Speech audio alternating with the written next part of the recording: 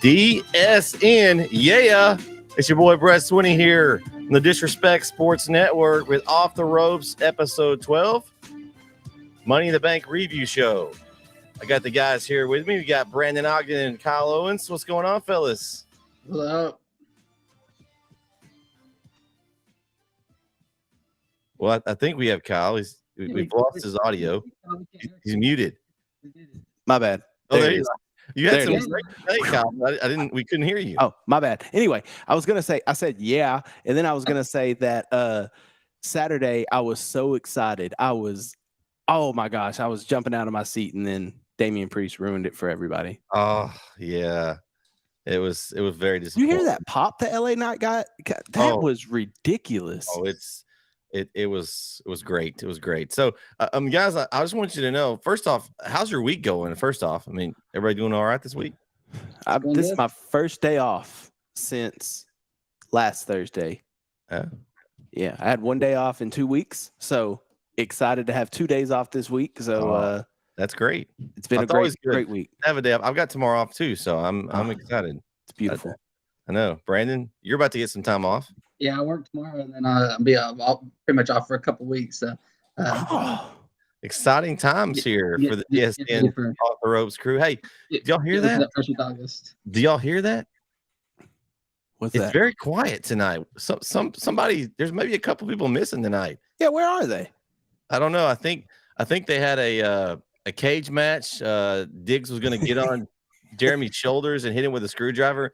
Test that theory to see if he would be out for the 1, 2, 3. Man, Jeremy just said he'll be here at 9.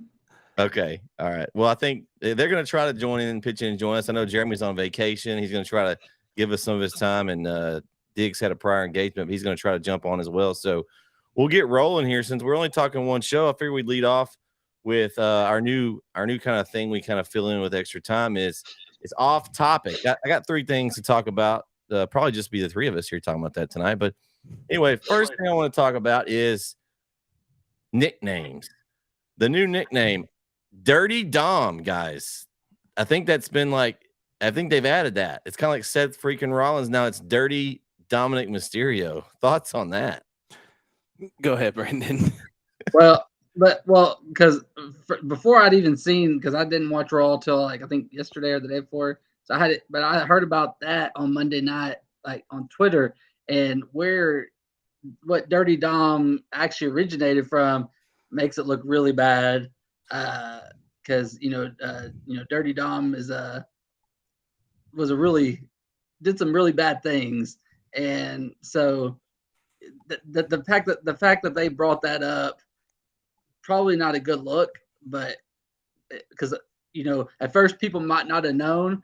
But a quick Google search will, look, Dirty Dom, he had a checkered past, and so associating that is this Dominic Mysterio has a checkered past. Remember, he was in the Slammer for all. Yeah, it's a little different, but yeah, but Corey has a history of saying some controversial stuff, so we'll see if they continue this or because it didn't start getting backlash, I think, until Tuesday. So we'll see if they continue it next week, or we'll see. But I like Dom.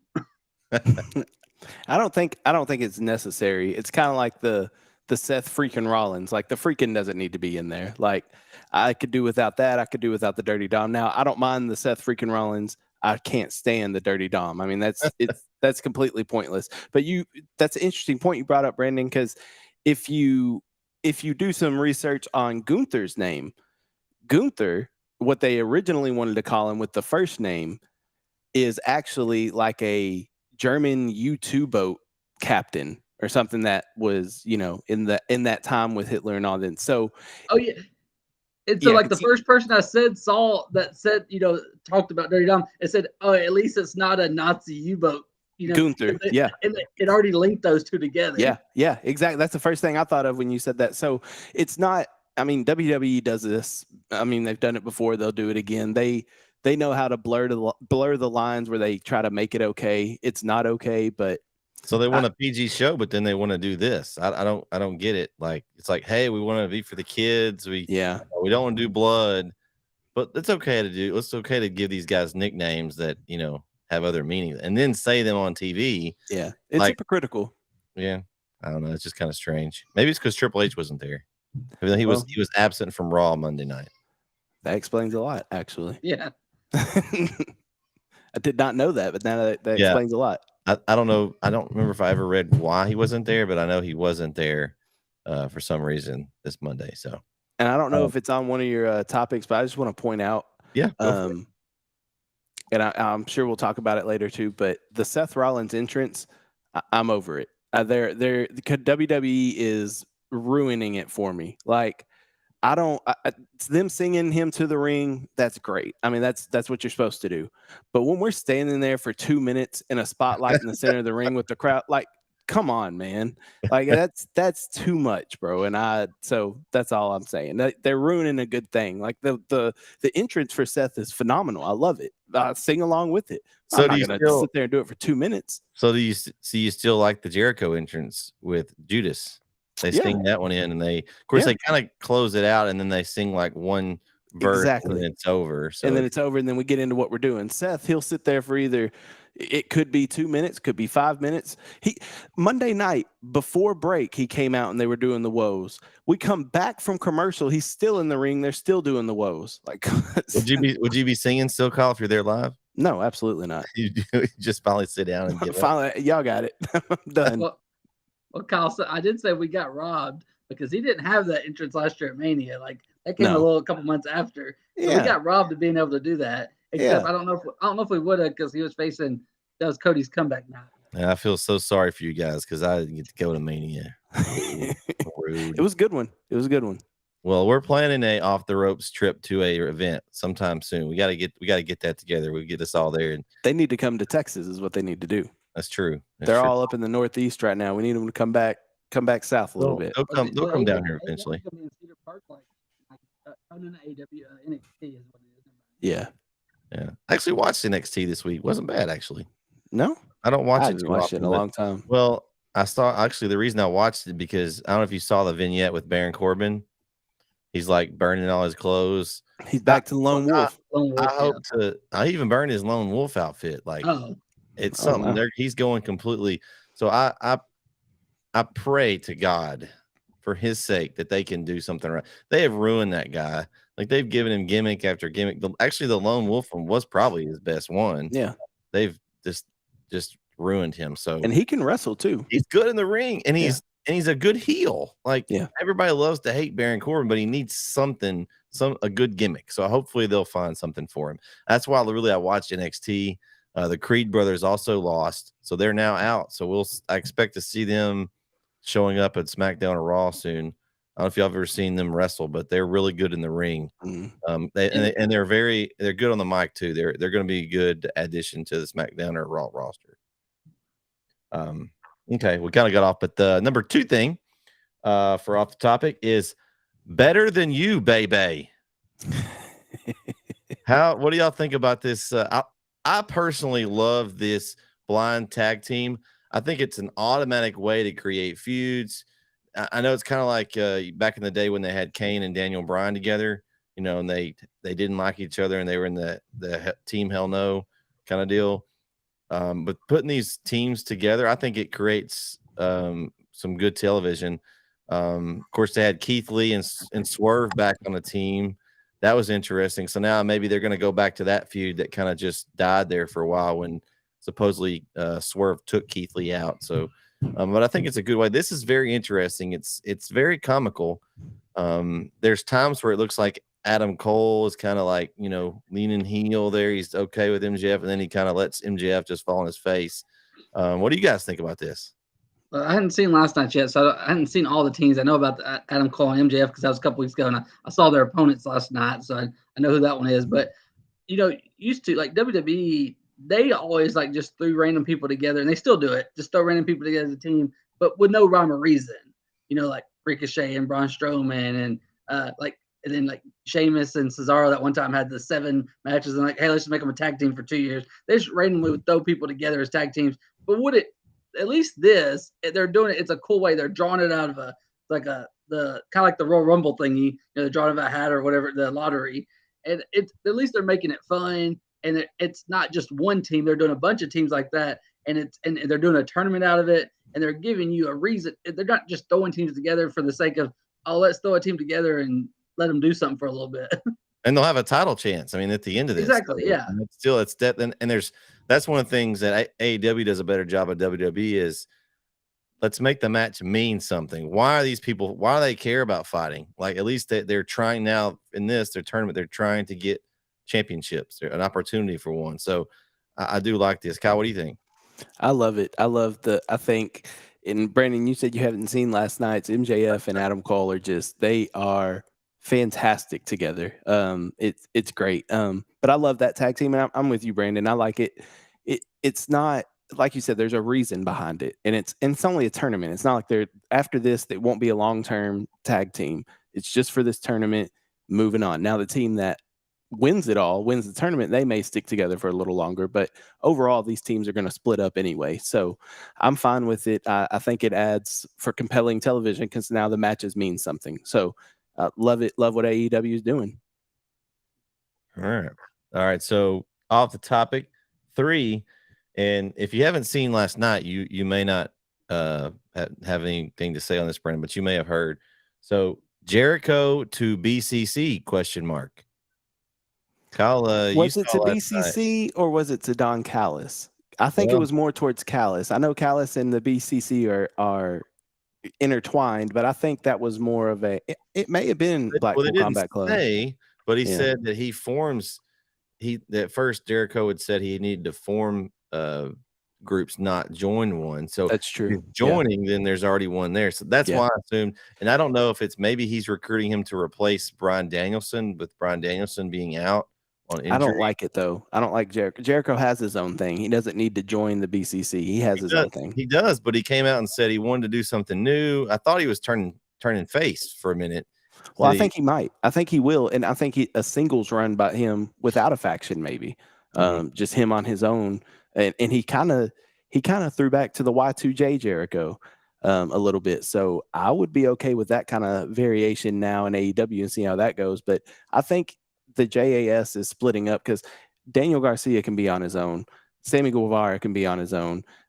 Matt Menard and Angelo Parker are a tag team anyway. That's 2.0. So, and Jake Hager can stand on his own. I don't think the JAS needs to be a faction necessarily. They're not really feuding with anybody as a faction. They all got their separate battles. So just let them have their separate battles. Jake Hager is the most underused talent. Like he could be something special. Like he's got the wrestling background and an MMA background, and he's a freakish athlete, but he's just been like a Jericho bodyguard for the last 3 years or however long. This has been 3 or 4 years. So I wanted them to do something with him. I was hoping at some point that he would finally turn on Jericho and they could feud, because he's been kind of wasted, in my opinion. He's just kind of been sitting there behind everybody and is basically Jericho's stooge. Yeah. Him. Then that's the same thing with Angelo Parker and Matt Menard 2.0.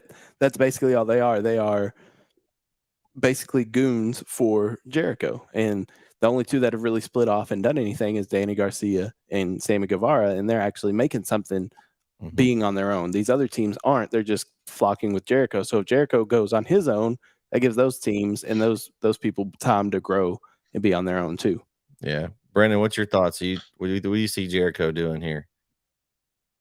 Yeah, I don't, because I hadn't seen the segment from last night to see what actually happened, but I did see the kind of graphic was someone's going to be joining each team for Blood and Guts, get like a little mystery partner for each team. So I didn't know Jericho was involved though. So I'm interested to watch. I'll probably watch it in the morning and kind of catch up and see what happens. Yeah, it was a good show. Last night I've caught up a little bit today. I didn't get to catch it live, but pretty good watch. All right, well, this card, guys, I'm just gonna say it's a 4-way tie, and I ain't part of it. You guys, I don't know. I think this pay-per-view, I'm going to call this opposite day because whatever I picked, it went the opposite direction. And I think a lot of us there was a lot of matches that we thought for sure they were going that way. And there was some people that went on their own and got picks, but unfortunately that same person wasn't the same person every time. And it kind of balanced out. I think pretty much everybody kind of stole a pick here and there. And you guys had 4 and I had 2. The feuding Diggs and Hubbard match, they both had 4, and we'll get their thoughts when they join us. But let's just kind of go over this card. I think overall, to me, we talked about the card might not live up to what we thought it would be. I think it did. Honestly, thought overall that was a very good pay-per-view. I thought all the matches were pretty good. I mean, I didn't really have like one that was just like I hated it. I wish that Gunther and Riddle would have gone a little longer. But I didn't hate it. I think that, the matches were all good, especially the Money in the Bank. You're not going to have too many that are bummers. All right, we'll start with the first one is the men's Money in the Bank ladder match. Right off the bat, I thought that was interesting.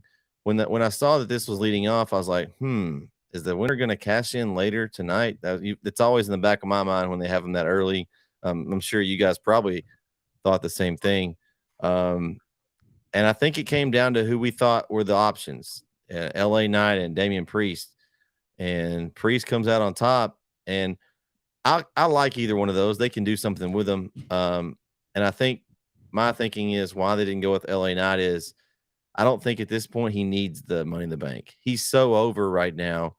I read somewhere where he may get a shot at Austin Theory at SummerSlam. And I'd love to see him beat Austin Theory and do something with the title. But what do you guys think of this match? There was a lot of good, nasty spots, I will say. Yeah, it was. I thought it was an incredible match. Ricochet and Logan Paul did some things like we expected them to do. The off the apron that on the ladder. Spanish fly?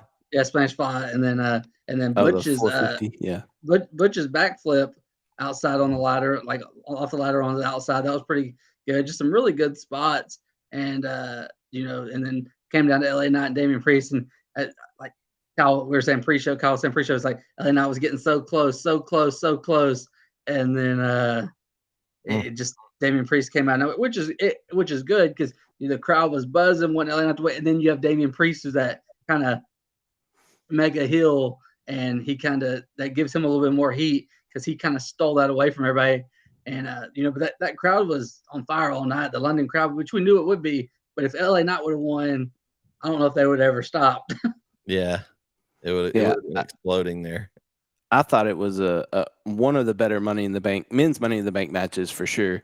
There, like you said, Brandon, the spots that Pete Dunne moonsault on the outside, that spot with Ricochet and Logan Paul that was botched, but Ricochet was like, yeah, we're going to do it anyway off the second rope. Like he nearly killed Logan Paul.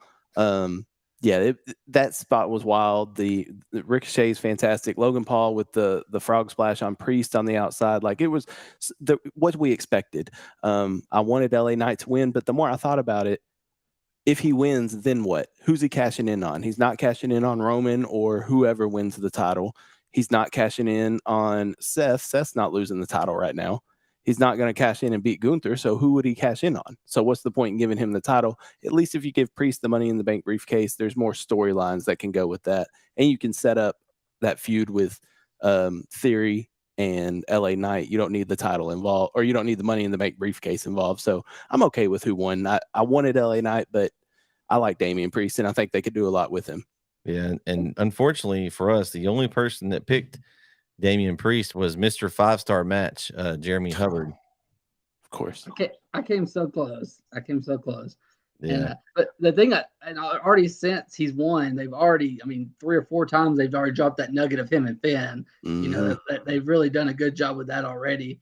And then the other thing is, I think we're going to get it is Ricochet and Logan Paul at SummerSlam. Did you see they had the backstage brawl? But the thing is, I think the Money in the Bank was supposed to set it up, but there was one botched moment between them. I think that was supposed to, but they had to kind of stage that backstage thing to kind of give us a little bit more, because I don't think they originally would have needed that, but I think something didn't go right on Saturday, which we really didn't notice, but apparently something didn't go right, and they had to give us a little bit more on Monday. But I think we are going to get that match. And we said was it Royal Rumble? We said we would love to see that. So. Yeah. Well, and I think here's the thing, guys. If there's a WWE pair that can do something like Ospreay and Omega, not saying it's going to be that caliber, but these two right here could do something special in a WWE ring. It'll be a great match. And 100%. Yeah. I mean, it's going to be one of those. It's going to be in the ring. There's going to be some crazy spots. They've got this whole time. They've probably been playing this a little bit, So they've got some things planned that are just going to be insane. I would be surprised if it wasn't a stipulation match where they can involve ladders and tables and things. TLC? Oh, yeah. Cool. That would be great. They got rid of the pay-per-view. That was one of my favorites. Yeah. But that was incredible. The next match here, and I'm sure Jeremy want to talk about that one here when he comes on about the Priest one, but we'll move on to the women's tag team match. Shocker of the night, fellas. Yes. I mean, well, one of the shockers of the night. I mean, this was the shocker as far as like, if I was putting money on something that would have happened, I would have not put money on it. It was way out of left field. Yes. Way out of left field. Well, Ronda and Shayna were minus what, 7,000? Yeah, I think I saw somewhere you could have made, if you bet $100, you could have made like, I don't know, something like 30,000-40,000. I mean, it was and somebody did. Yeah, somebody did. I just didn't see it coming, guys. I mean, we're all kind of on the same page, but I will say that we kind of talked about who was left for them. Like the last couple shows, that Ronda and Shane were kind of running through everybody. They unified the titles. They did all that. I mean, what was left? And now we know it's them. Looks like we're going to get Baszler and Rousey at SummerSlam. And I wouldn't be surprised with the rumors going around that Rousey may go back to UFC.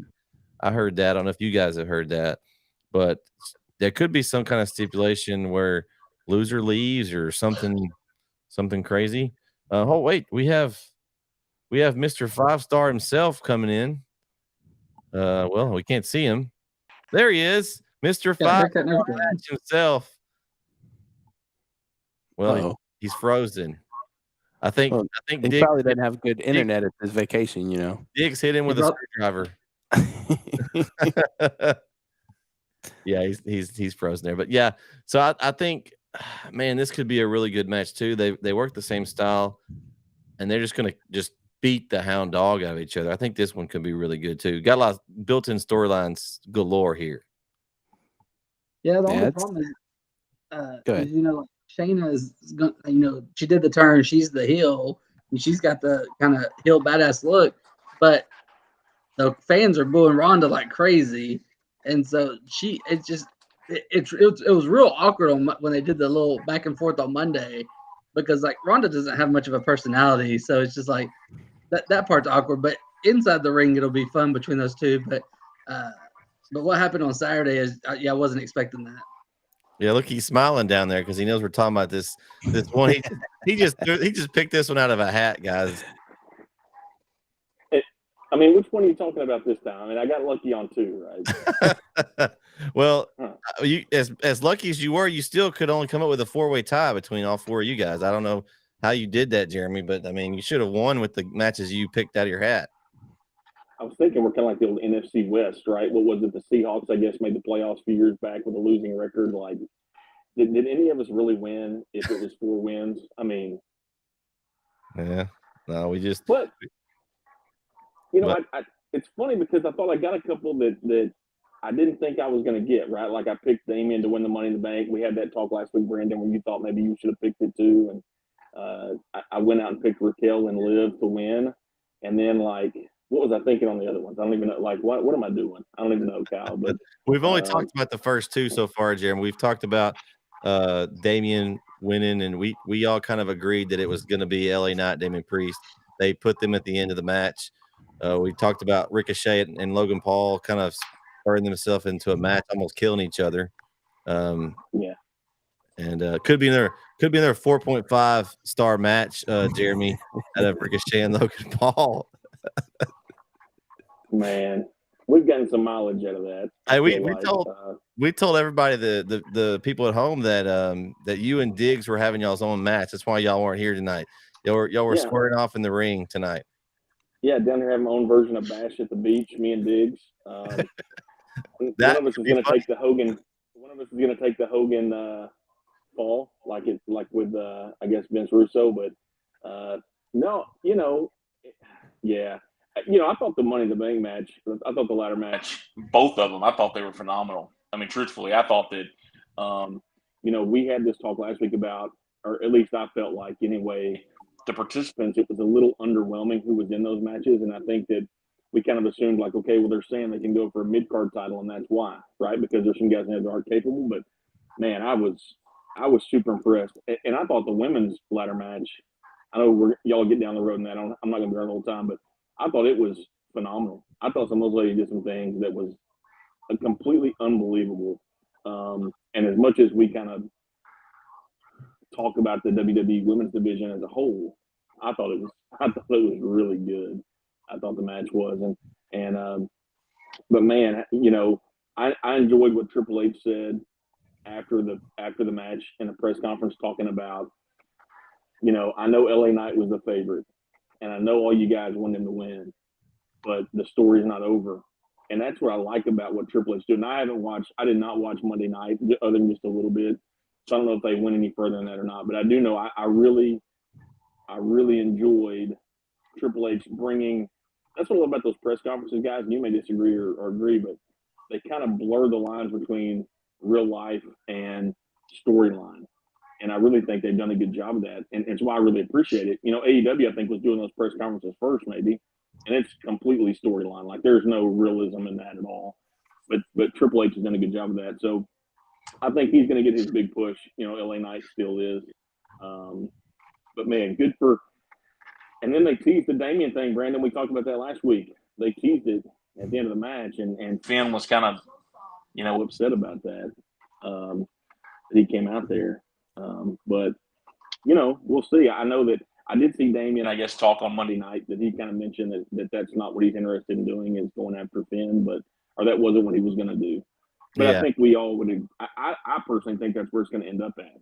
Will be those two going at each other, and kind of the writings on the wall with that, I guess. But overall, I will say this, KO. I was listening a minute ago. I'm with you on the Rollins entrance, man. Thank you. Thank you. Good grief. It is so too much. We should just play it through our whole show. No.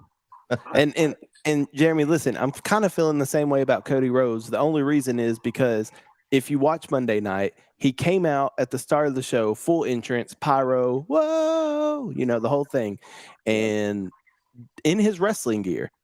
And then him and Brock get into it. Great. Cool. Then he comes out later in the show, full entrance, the whoa, to do a stage interview in a suit twice in the same show. When I heard his theme song hit, I said, why? What are we doing? So, yeah, they're going overkill. They're going overkill. It's funny because I'm with you on I still like the Cody entrance.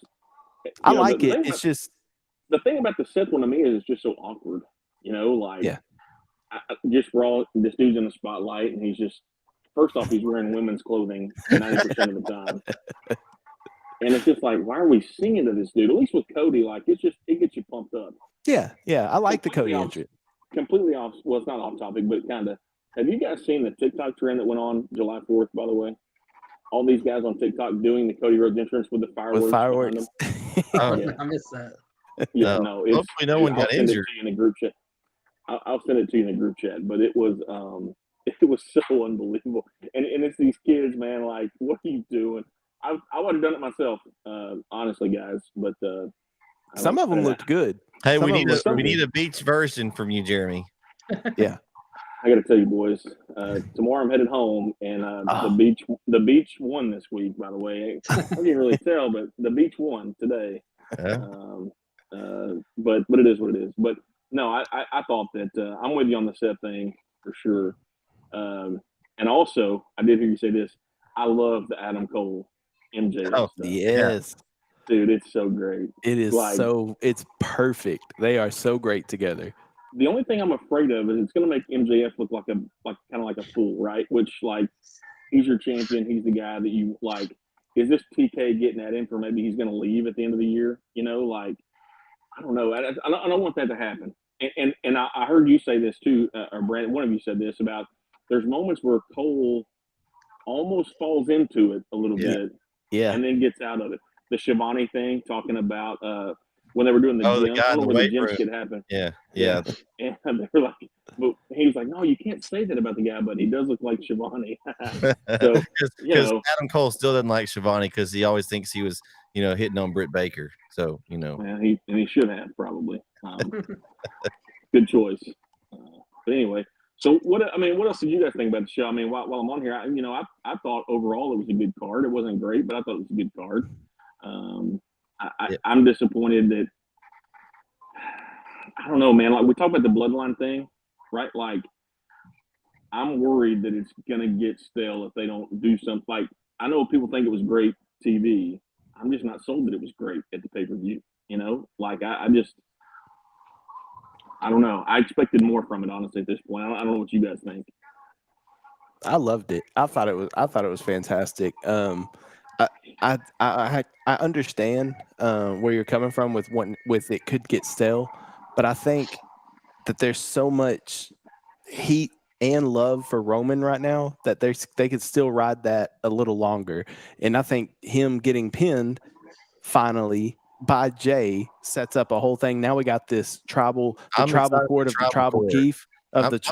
Hey, do we know who's showing up for that? They could have any of the old. They could have anybody. That's what I'm saying. This story has so many more layers to it that it could get to, that I think it's still got a few months, maybe not a few, maybe a couple months after SummerSlam. Maybe we need to start getting to a conclusion. But for right now, I think it's got some legs that it could still has some good strength to it.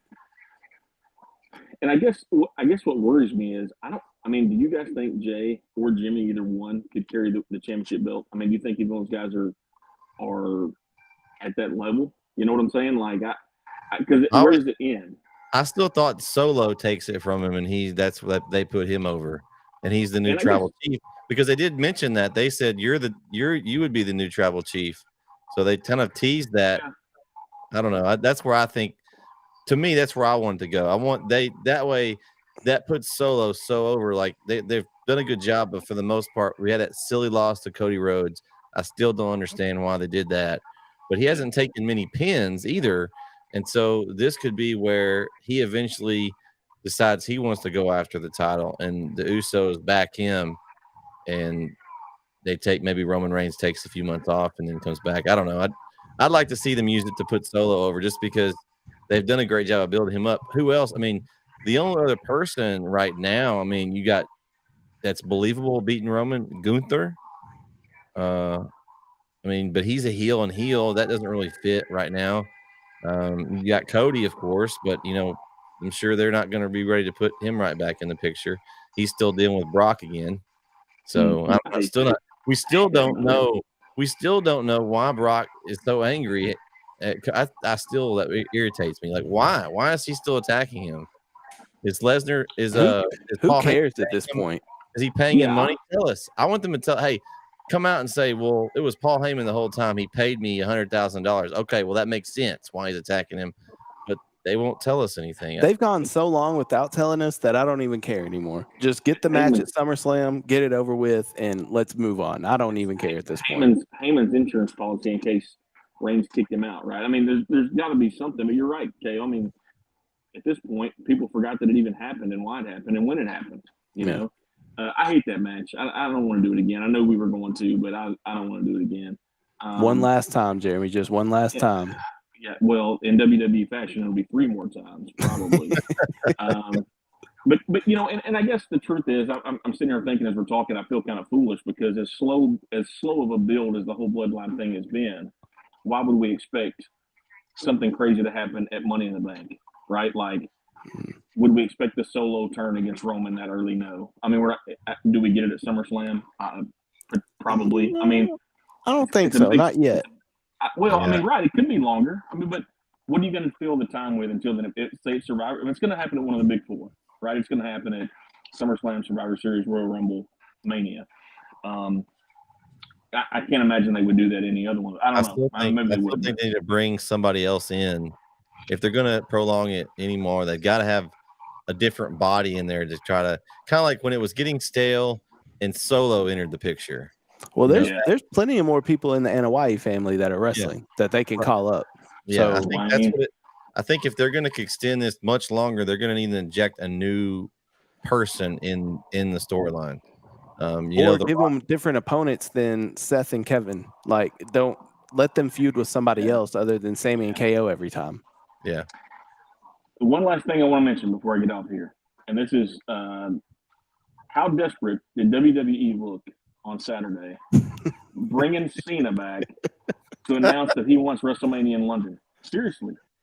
All because Tony Khan has a pay-per-view in London and selling out Wembley Stadium, and now WWE wants to come to London to do a WrestleMania. Stop it.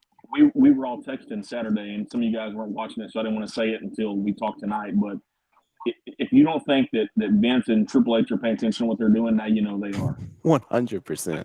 Because that's one of the most desperate things I've seen anybody do. Mm-hmm. I mean, truthfully, like you bring back the biggest guy you got, and you say, try to get all the crowd in your favor, get all the rub off of it you can. And I bet you before August 27th, they announced they're going to have WrestleMania in London. You wait and see. That'd be a quick turnaround. Well, they've just fired up the fans for AEW is all they did, because they're about to have a big event there. I mean, it's going to be like the crowd. It was hot the other night. I mean, it was hot. It's going to be. It was awesome. Can you imagine 75, 80,000, however many they end up selling? I think they've already given out that many tickets, and they've opened more seats in the upper deck. I mean, it's going to be insane. Like, it'll be 100,000 before it's over. Like, can you imagine the pop? LA Knight's got to win the title, right? The pop that he would get if he wins if he wins. I think I'm not. Jeremy you weren't here. I don't know if you heard me, but I've kind of heard rumors of maybe him in Theory. Mm-hmm. I mean, take the belt off of Theory. I'm done. I've been done with Theory since Cena basically cut him down to. Theory and Dominic need to go to the same place. I like Theory. I'm a Theory fan. I like Theory. I think he's good at what he does. And here's the thing about it. You know, there was a documentary on. I know we're just chasing all kind of rabbits now, but there was a documentary about some of those wrestlers probably a few years ago. I just watched it a couple months ago, and that dude's a lot more experienced, a lot older than you really think he is. Like he's been around for a long time, and he's really good at what he does. Don't get me wrong. He just doesn't have that. Like you want guys to have that, and I don't feel like he has that yet. He'll get there. You know, and there's been plenty of guys who I don't think have that, and they get it. LA Knight, think about him. It's taken him a long time to have it, and he's reaping the benefits now. Yeah, and Vince didn't help him trying to make him a male model, management person. How long did he waste in that gimmick? 6 months, a year? A few months, yeah. Think about it though; they gave it up quicker than you thought they would, right? Yeah. I mean, yeah, that's something they would waste a lot of time on in the past. Thank you, Triple H.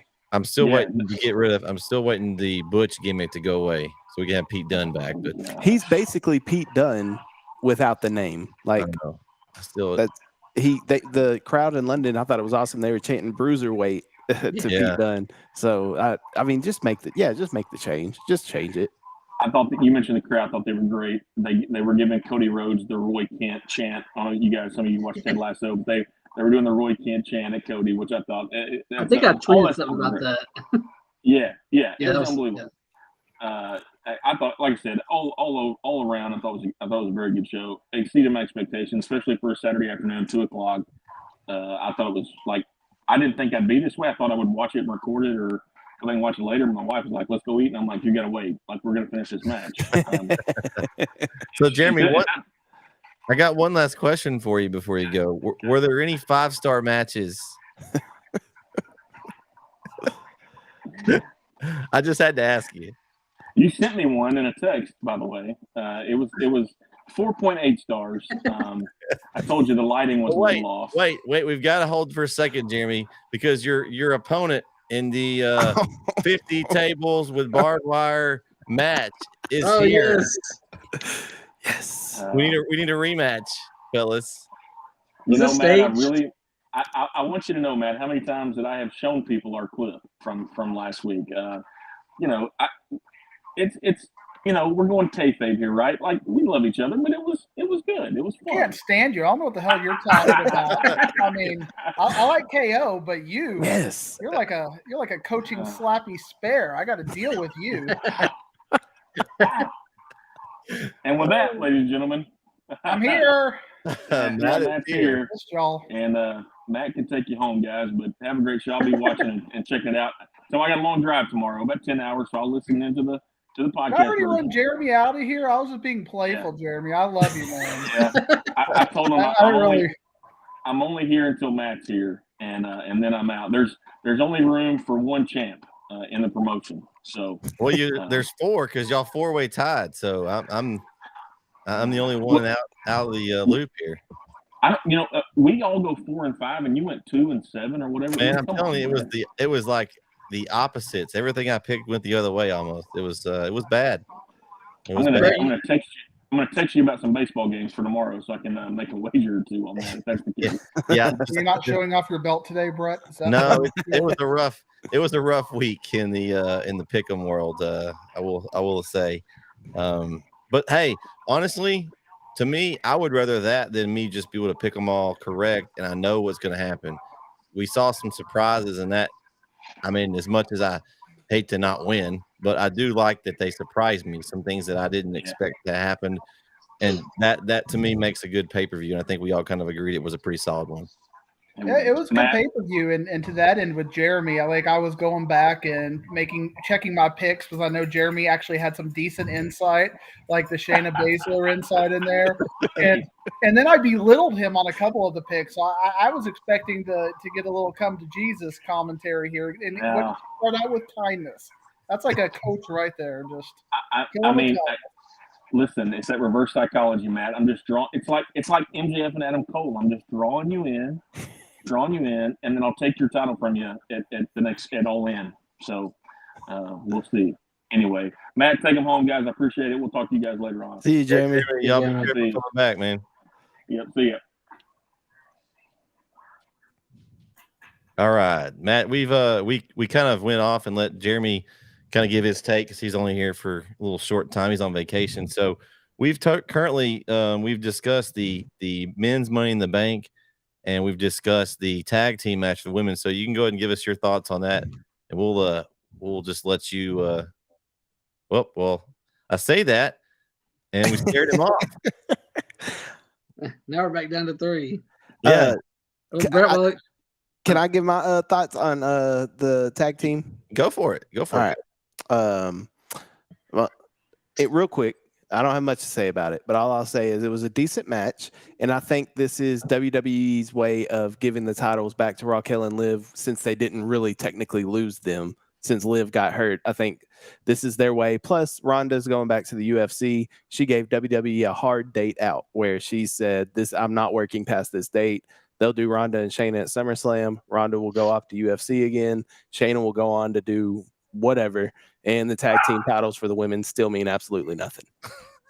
So, as it's been for a while. See, we have a little bit of chaos because the Diggs twins girls went 6-0 in volleyball today. So it is a party atmosphere here in East Plano. Okay. So all right. Shout out. Yeah. It's awesome. We're very happy about all of that. Who was coaching them? We know it wasn't you, Matt.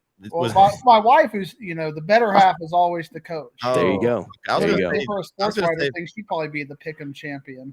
I was going to say, did Jeremy coach him? Because he's a pretty good coach. Well, we define good a little bit different out there in Chapel Hill from what I hear, but it is definitely appreciated. And coaching is by far, I can go off on a rant, one of the most thankless jobs. I mean, these are people who give their lives and dedicate and then they have parents who want more and more and more and they give more and more and more, per hour. It is ridiculous how little coaches are paid. So I have all the respect in the world for Jeremy and that world of coaching. Not to say that you two media spares up there don't, deserve a little bit of love too, but coaches definitely make the world go round. But back to wrestling and some of the big picture ideas. I was shocked, but I've actually kind of avoided the dirt sheet, so I didn't know. KO, you're breaking news to me. I didn't know Ronda's You're out. welcome. So I thought Ronda was just wanting to fight with her friend, and I didn't see that coming. I mean, that was just a clear wrestling match going on. All of a sudden, Shayna Baszler with the forearm to the back out of nowhere, and I was cussing Jeremy the whole time. I wasn't mad at the WWE.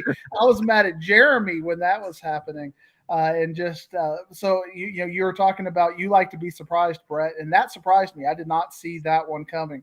I mean, I would have even seen a clean loss coming before I would have saw the turn coming. So maybe they in the middle of the match. I mean, I would even saw them if maybe they lose and they were mad at each other and then they turn, but like in the middle of the match, I don't think we've seen that recently in any matches that I can really remember where the person just turns on them in the middle of the match and just starts attacking, especially for a title that they were holding. That's just not really something that happens all that often.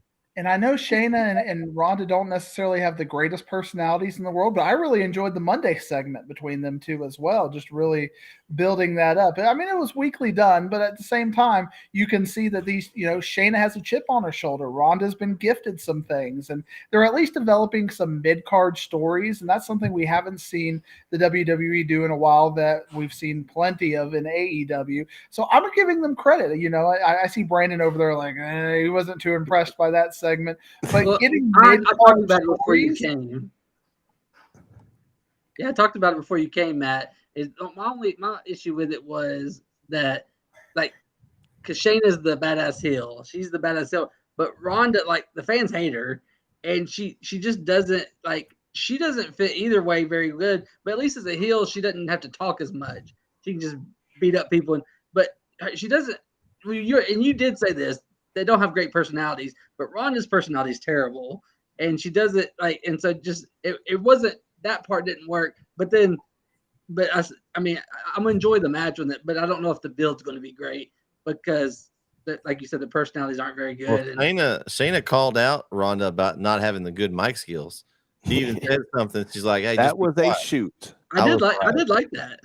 Yeah. I like that part. I thought Shayna's promo on Monday was fantastic. It was one of the best Shayna Baszler. I don't believe Ronda. No, it was black and gold Shayna. That was that type of promo that she had. Ronda's terrible on the microphone. She has been terrible and will always be terrible on the microphone. That's just who she is. Yeah, that's just who she is. So I think Shayna is good enough on the microphone where she can at least kind of carry this up to SummerSlam. But they really just need to have sneak attacks or something and less mic time to kind of build this up. Unless Shayna's cutting promos, it doesn't necessarily need to be Ronda, but Shayna definitely needs to cut promos and kind of keep that going. But that, if my math is right, and math is not a great segment thing of mine, that's going to be at least five women's stories that are going to be going into SummerSlam. You're going to have Becky and Trish. Thank you, Trish, for helping to bring the mid card to relevancy. You're going to have this, and then you have the three championships. Raw, SmackDown, and or the World, and whatever they're calling them these days, and the tag titles. Now the tag titles will probably get smacked down the day before SummerSlam because that's not. What about Bayley and Io? Is that going to be something? They finally Io handcuffed Bayley, and we haven't gotten to that match yet. But that's another storyline that they could build on as well. They could. I mean, so that's 6 legitimate stories, and that's about 5 more stories than the WWE has had pretty much all in the last year or so. So the problem is, and we're gonna have probably matches before SummerSlam. So by the time we get to SummerSlam, these are going to be rematches that we're seeing. You mean WWE would do rematches, Kyle? It's crazy, I know, but it happens. Do you And think then they might obviously be? the tag team variants? Yeah, they'll for, mix them together. They'll have, these two versus these two, and then next week they'll Can split that they up. coexist? Yeah. Yeah, there you go. There you go. Well, we talked about the men's Money in the Bank match first, Matt. You want to give us your take on the victory by Damian Priest, which Jeremy got. Another angering point on me as far as that goes. I love. We talked about the crowd, and one thing I was going to be fascinated by seeing was the crowd's reaction to LA Knight, because in Wichita, Kansas, and Baltimore, Maryland, you're not necessarily getting the great crowd reactions, but London, they definitely give you the crowd reactions. LA Knight is the megastar in London anyway. I mean, he was on fire, but at the same time, it's almost like he's now coming off as a tweener. He's kind of lost that edge, and he's kind of trying to pander a little bit, and I think that could be his downfall. So I'll be fascinated by how that goes. Obviously the botch spot, and now we have a Logan Paul and Ricochet Slam match, but that was brutal, that spot in there. But it was well done. I mean, the camera work, I think, at the end was great, because you had LA Knight about to do there, and you almost had that Keith Lee kind of, when all of a sudden they have the camera and Keith Lee comes up, and you get that, all of a sudden you see Damian Priest hand come up, and you don't see it coming. So I thought the camera work in telling that story was fantastic. It was a solid ladder match, but we're just getting to the point now, and it's kind of what we were talking about last week with our viral clip around there, that ladder matches have gotten very predictable, and so they have to find different ways to tell other stories, and I think they did a good job doing that. I mean, we had several different stories told in this match, so overall I was sports entertained by the ladder in the Money in the Bank ladder match, but I was very mad that LA Knight did not take it home. Well, and you have we talked about a while ago, the Ricochet and Logan Paul match, which they almost killed each other. It almost wasn't a match with the nasty spot in the tables, but looks like that could be that 4.5 star, 5-star match, Matt, that the WWE, they don't have many people that can do that, but those two might be able to get there. And you're talking about that spot. I wonder what it was originally planned to be, because it almost looked like they wanted to jump off the ropes, and they had to kind of recalibrate on that. But I think Logan Paul and Ricochet will be a heck of a match. It'll be one of those matches that we'll be talking about for a while, and it gives Ricochet that kind of flippity flop guy who's got the big name and the big star to tell that story with. So I'm going to be fascinated to see how this goes. Logan Paul's not the best storyteller in the world quite yet, but his performances continue to be overachieving. I saw a clip on TikTok about Logan Paul was talking about that Ricochet spot at Money in the Bank, and he said that what was supposed to happen is what Ricochet did was correct, but since they hit it different times, Ricochet, when he hit the top rope, it moved it away, so Logan Paul slipped off the top rope, and that's when he got caught.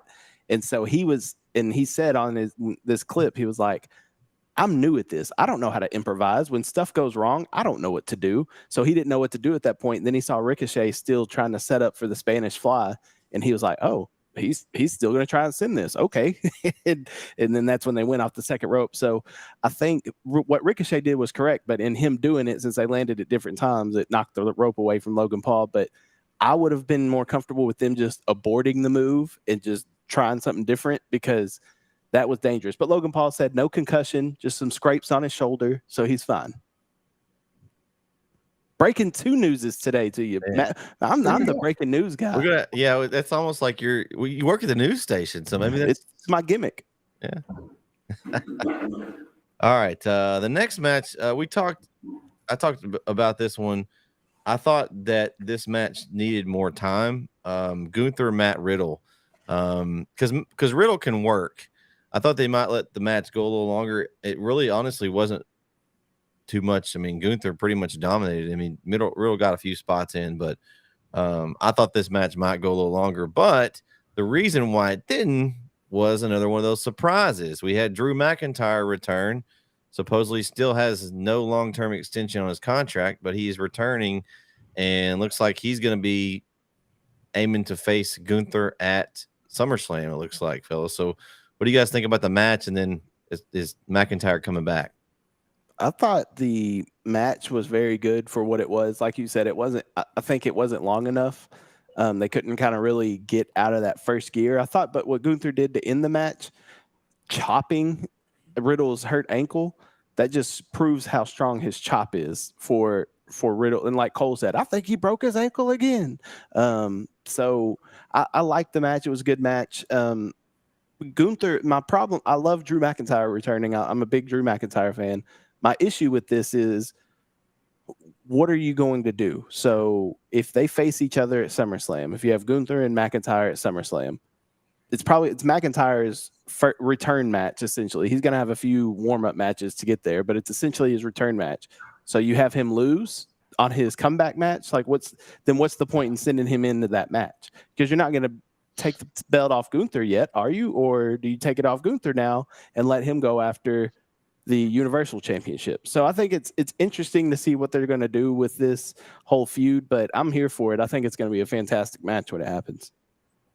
I'm back to disagreeing with you, KO, because I think if you look at the last 6 months and even longer, but more in Triple H's thing, WWE does not mind building someone up just to send it to the opponent. You kind of see that with Cody getting Brock right after that, and I think you even see it with this, and I think they're going to feed him Drew McIntyre because he's a big enough star. Who else are you going to feed? Who else is a believable person for Gunther to fight? And there's really no one. So even as a loss, I don't think Drew McIntyre is going to win that match, and I don't think that creates any sort of chasm in the WWE universe, because you see this quite a bit these days. Now, maybe if they're going to start a trilogy, you might see a little bit of that, but it would not surprise me at all to see him just feed him, just have a really good match. Because again, who else?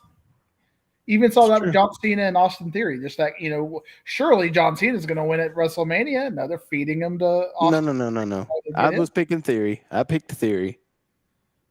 I think Yeah, we all picked Theory, I think. As well, you should have, but I mean, at the same time, it's that same kind of archetype of just creating a big name for Gunther to fight, to create interest for him, and I think he needs that. Okay, Brandon. I can see WWE. Like, I mean, I could have seen WWE not even. We never even get a Drew McIntyre Gunther match. They just brought Drew McIntyre back because they were in England and needed the pop. But I think it will lead to a match. But I could, in the past, if it was just Vince running things, you could just seen that. Hey, we just brought Drew in. They're never actually going to phase. We just brought him in for tonight. But the match itself, between Riddle and Gunther, was okay. Like Kyle said, and you said too, Brett, is I thought there would be maybe a little longer. I thought there'd be more back and forth, but it was just a straight, Gunther domination. And I guess with bringing Drew back, you wanted to keep Gunther looking strong, which against Riddle, he's going to. Also, why was Riddle, that is, Kyle was talking about UFC earlier in Ronda. Well, Riddle looked like a UFC women's fighter with his hair. He had the UFC women's hair going. What was apparently up with that? That's what he used to do in MMA when he was wrestling. He did. That's how he wore his hair apparently. Then. Okay. Because I see that hairstyle a lot. Same thing. Most of the women's matches, fights in UFC have that hairstyle. Yeah. I never see like Conor McGregor with that. No. I was very underwhelmed by the match personally. I mean, it was that kind of squash match that y'all were talking about. It was a little. Seeing Gunther wrestle a submission style, I think, gives him another layer to his character. But especially since Riddle had beaten, Seth Rollins in the fight pit and showing that element a few, maybe a year ago at this point. I think Gunther is a fantastic wrestler, but he's going to have people elevated to him, because it's like that intercontinental area. It's like the honky tonk man. There's nobody. He's got to get up to that next level. But who's going to come up to his level to make him wrestle and make those stories relevant? And so I think Drew McIntyre is that guy, and we'll find out what happens with that. All right, we'll go to the next one here. We all got this one right. We had the American Nightmare, Cody Rhodes versus Dirty Dominic Mysterio. Matt, we talked about this earlier. That was one of our off topic. Don't know if you saw that they've added that Dirty to the front of his name for the time being. What's your thoughts on that? I mean, Dominic's bid is just getting booed. I mean, but he hasn't really put on a good match. I mean, I haven't seen him wrestle. You know, we talk about characters and how he's like got the red hot heel, but at some point he's got to mean something. You know, I mean, feeding him to Seth Rollins and Cody Rhodes, that really doesn't do much for him, and having him beat the LWO doesn't really help either. So his character development is stifling a little bit for me after getting out of the bad dad kind of a thing. And I even like the element that they put in the match, trying to say that he was in the Tower of London for jaywalking. I kind of giggled about, you know, that element. And I loved his prison stuff. You know, that stuff was comedy. But at the same time, does he want to be a comedy mid-card act, or does he want to be a legitimate star? And right now, I just can't see him as a legitimate star. Cody had his lunch, and it really wasn't anywhere close. So again, not a great match, kind of like the Omos, and that we're talking about a little bit of Omos for you, KO. Bring him back. Thanks. Maybe Dominic should beat Omos to give him a little credibility. I don't know. Omos versus Cody Rhodes at SummerSlam. There you go. Dirty Dom versus. I want to see Dirty Dom versus Omos, because you know that'd be just a good old classic jobber match there. But again, just nothing impressive, nothing that I'm going to remember. I couldn't even really remember much about the match other than Cody dominated and just won. So a little disappointing, because where's the depth of Dominic's character development? I'm not seeing it right now, and his ring work isn't great either. The thing that stood out to me about this match, though, is like you said, even though it wasn't a great match, is it was. I just saw the comment over here, and I got this comment. You, Kyle. This is CM. Oh, Thanks, man. Corey. Hey man. But yeah, like Matt said, you know, even though the match wasn't great, the crowd. This is one of the times they were in it the most. I mean, the crowd was, you know, it was on fire all night, but it kind of died down for the Shayna match and the Riddle Gunther match. And it, like, for this match, it was going the whole time. You know, Jeremy mentioned earlier they did the Roy Kent thing for Cody. They were calling Dom all sorts of things.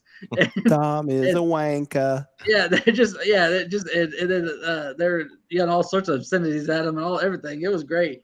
But and then you know, they do the Cody song, and they were doing it in the match. They were doing it after, you know, the crowd was, even though like Matt said, it wasn't the great, you know, Dom doesn't put on a great match, but Cody helped make it a better match, and the crowd made it fun.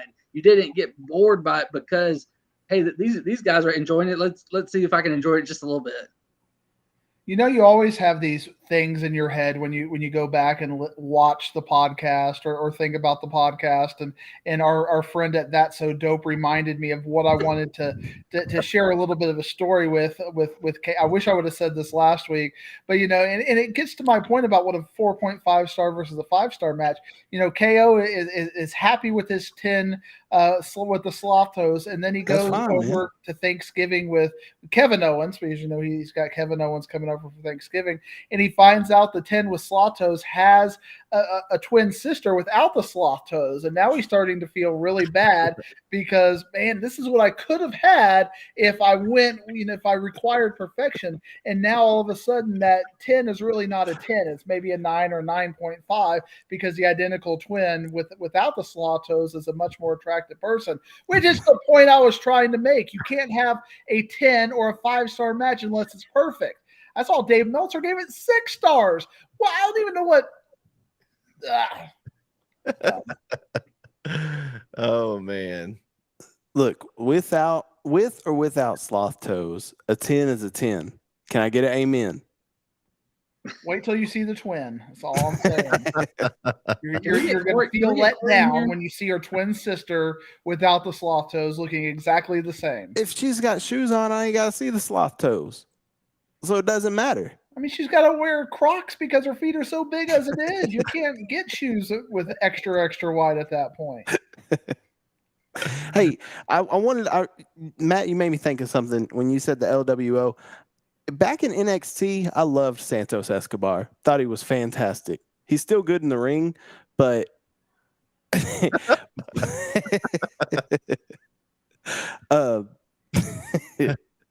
drunk 10 is a solid 4 sober. Amen. See? Yeah. See? But now with him with the LWO, he's very cringe to me, and I'm not a huge fan of Santos right now. I don't like his gimmick. I'm cool. It's cool that LWO's back together, but just the way he carries himself, I just don't like it. I want NXT Santos back with the Legado del Fantasma and all that, the entrance and all that. I'm just over the LWO Santos thing, but that just Well, they're random selling thought. a ton of merchandise, so you're not probably gonna see it go anywhere. Yeah. But that's the unfortunate thing is they don't have. I mean, it could be Escobar, but they don't have anybody that's like gonna go win a belt, or like they need some kind of legitimacy to continue to have a stable. I mean, at some point, what are you together for if you're not trying to win a belt? You just fighting with everybody and losing every time. I mean, yeah. Or you're like the Brawling Brutes and you're fighting with everybody and you're winning some, but you're still not doing anything. You're just kind of running in place. Yeah, that's true. We talked a little bit about it's not really the next, but it kind of was a match. I guess it ended up being John Cena's appearance. Matt, we kind of gave our thoughts a while ago about them, WWE being them, listening and watching AEW and kind of making a decision to send John Cena over and pump up WrestleMania in London. Got the fans all fired up. What do you think about this move by WWE? I enjoyed the promo, and I was a little mad because I was in DC this past weekend seeing some family. And on Monday, we're driving back to the airport, and their sports radio actually spoiled this for me. You know, like they were just doing their little ticker or whatever, and they're like, you know, because Raw was in Baltimore, so they were kind of hyping that up, and they're like, John Cena came back into Money in the Bank, and I'm like turning off the radio real quick as I'm getting everything spoiled for me. But that John Cena thing was a flat out fun. You know, I really enjoyed it, even though he really had nothing to say. And, you know, he was just getting kind of cheap heat, or kind of the Mick Foley going out there and saying the right things as far as that goes. But I mean, I would love to see WrestleMania with that kind of crowd in, you know, Wembley or whatever. But as we've seen quite a few times, when you go into the big stadium, I'm going to be very interested to see how All In does because of this. It does overwhelm. I mean, you don't get the crazy audiences when you have 80,000 there. So can England give us that craziness in, you know, times 4, times 5 with that kind of crowd? And I'll be fascinated to find out with All In what that sounds like. Yeah, I think it's going to be cool. I just think it's kind of, you know, hey, let's take advantage of them doing something over there, and let's try to get the crowd fired up about us coming over. And we're talking like biggest sales, biggest gate type numbers that All In's trying to do. I think they're already, I think, at number 2. I think WrestleMania 32 in Dallas, I think, is right now the leading one. But it'll be interesting to see when it all said and done, what the attendance numbers look like, what the gross number of sales, and then you've got turn around and a week later and you have All Out.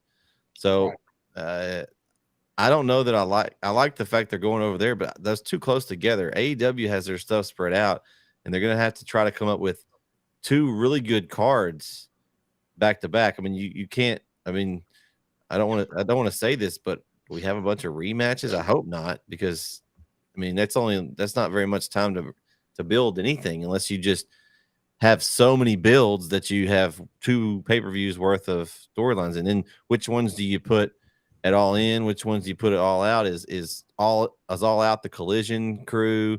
Is All In the Dynamite crew? I mean, is that going to start being a thing where they even split the shows like that? I don't know. I think some elements of it, but not the whole show. But I think I did hear that Collision's going to be more of the second one. Because it's in Chicago. Yeah. Of course. That would make sense with CM Punk being on Collision. So, and that'll be fascinating to find out how that booking goes, because like you said, Brett, I think you gave very, you know, like WrestleMania is now 2 nights. So if they kind of book it like that kind of a thing where they're going to do half and half, but I think a lot of the England fans will be upset if they don't get to see the big names that they want to see. So how do they work that out? It'll be a fun build over the next couple of weeks, especially since we're seeing Blood and Guts coming up and all kinds of other things that you're seeing in the build to that as far as that goes. So AEW has a great opportunity to take that next step, but we're going to have to see some prime storytelling to make that happen. and some 5-star matches. Or 6-star matches, as the case may be. Real quick, my thoughts on the Cena thing is like if it was just because at first I thought is hey, just try to get the WrestleMania over, and that's probably what it was.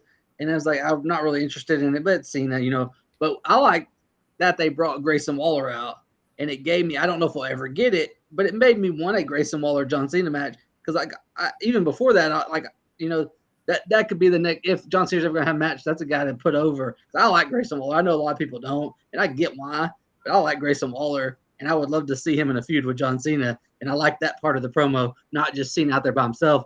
I kind of like the Grayson Waller coming out there and saying Australia is better, and that added a little more to it. You do have SummerSlam coming up, Brandon. Could you see Cena at SummerSlam? I don't think Cena's going to be at Summer. I think that was a one-off. Yeah, I think it was a one-off, but I think it's more likely that if we got it, it would be them two in London next year.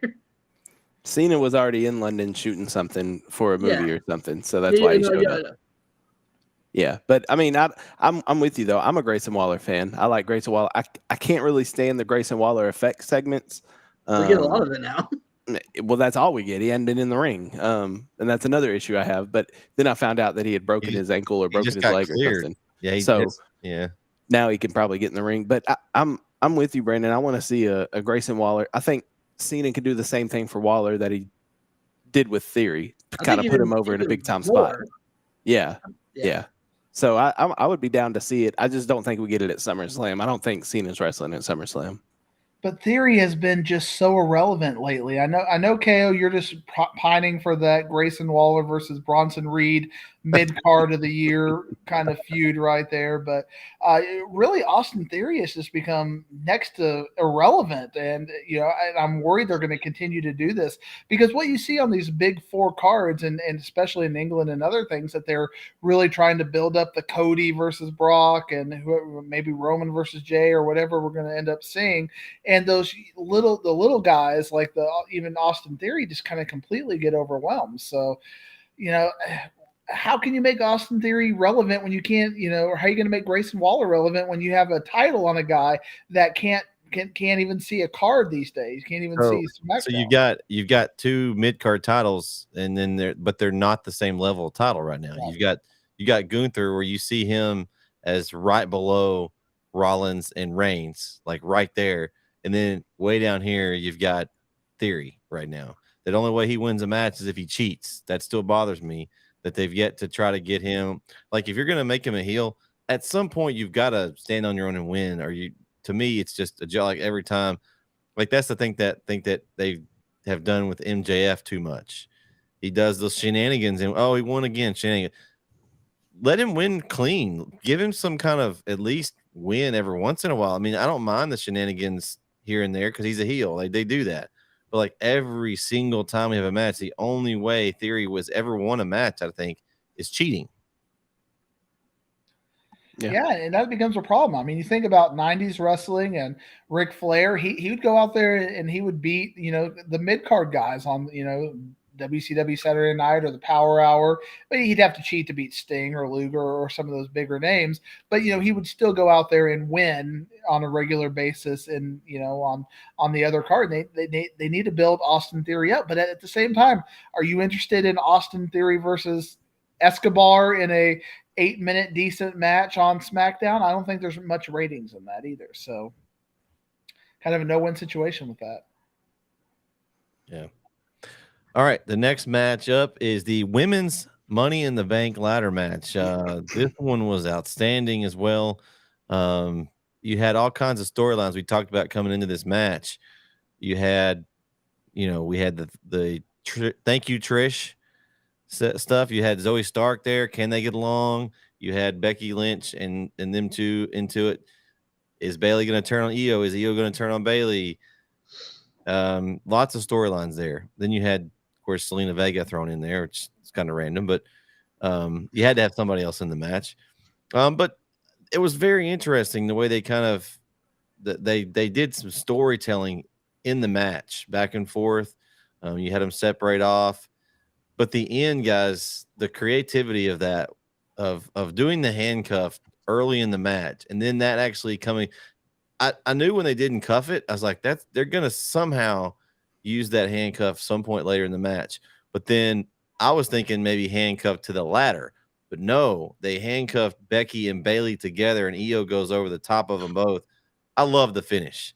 I think it's one of the more creative finishes to a ladder match that I've seen in a while. We talked about kind of how do you win a ladder match. There's, usually the men's way is what they usually have. You have a guy climbs up, and he's up there, and then the last guy knocks him over, or he takes him out, and then the other one wins. This was very creative for WWE standards as far as what ladder matches go. I really enjoyed it. Of course, let's see, we had Kyle and Brandon both had Io, so you two picked the winner there. What's your thoughts on Io taking this, and where do y'all see her going with it? How many right answers were there, Matt? Uh-oh. You got that, and I was mad at you about that one too. When that match was going on, I didn't know you were. I didn't know you were. What? And I shouldn't. I didn't know you weren't watching, and I didn't think about that. You should have muted me like I used to mute Kyle when. But yeah, I had to give you a hard time about that. And no, I love the match. Because I kept notes. So one of my first notes was it'd been interesting to see what happened if Becky got handcuffed. Little did I know it would come back into play later where she actually did get handcuffed and at the end of the match. And then the code red by Zelina was awesome. Oof, and yeah. then then when Io was about to win and Bailey cost her set up later, Bailey cost Io first. She kind of turned on Io, and then later Io was able to get her back to win. That was very I loved how they set just everything in this match. They used everything. There was good spots. They told great stories. They told stories between Becky, Zoe, and Trish. They told stories between Becky and Bailey. They told stories between Bailey and Io. They told stories everywhere. And then Zelina, like you said, they had to have her. She just kind of ran around and did cool moves, and it added to the match. But there were just so many. I thought it was might have been the best women's Money in the Bank match we've had. We haven't had many. Was it 5 now? I think, and we had that 2 in the 1 year, and so maybe 6. But this was one of the better ones, and not only was it a good match, but it built stories that they can, like we said earlier, we have maybe 6 women's stories right now, and 3 or 4 of them came from this match. So, Brandon, out of this, you had Io. Does Io go after Asuka now? Do you set the 2 Japanese women up for a match at SummerSlam, or later down the line? Do you think she goes after her? Is that the story? I mean, I don't. If you're looking at them, I think that's the more logical. Do you even see her having a chance at Rhea Ripley? I mean, I don't know. I don't know. We'll see. Yeah, I hate for them to do just the Io Asuka because that seems like a cop out.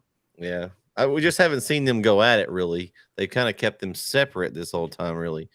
So she's just not a very believable star as a champion yet. And I think you see with these WWE over the last couple of years that when you're not a believable champion, they either fail your cash in or you go get a mid-card belt or something. Maybe Io goes to NXT and try, I do better over there. She's getting closer. She is getting closer to that. But I mean, you see Rhea, she's not at that level. And then you see you got Bianca, Flair, and Asuka going at it over there. She's not at that level. So where does she really fit in? But the great thing with the Money in the Bank is you can hold it for 6 months, a year if you need it. And we talked about last week that the women's title doesn't really get held very much, or doesn't get she could maybe go to WrestleMania with it. So maybe we'll see something with it to that end, and you can just build up the Bailey match and do some things. You're right, Brandon. I mean, they told some decent stories, but match quality, I was a little bit underwhelmed. Other than Becky and Trish, I think they really went at it, and Trish took a couple of big spots there.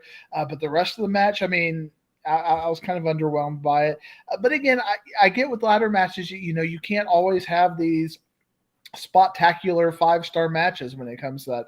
If you're Jeremy, you can, but for the rest of us, they didn't bring out the fire tables with barbed wire. They did not bring out the barbed wire fire table with the firework on the super kicks going on.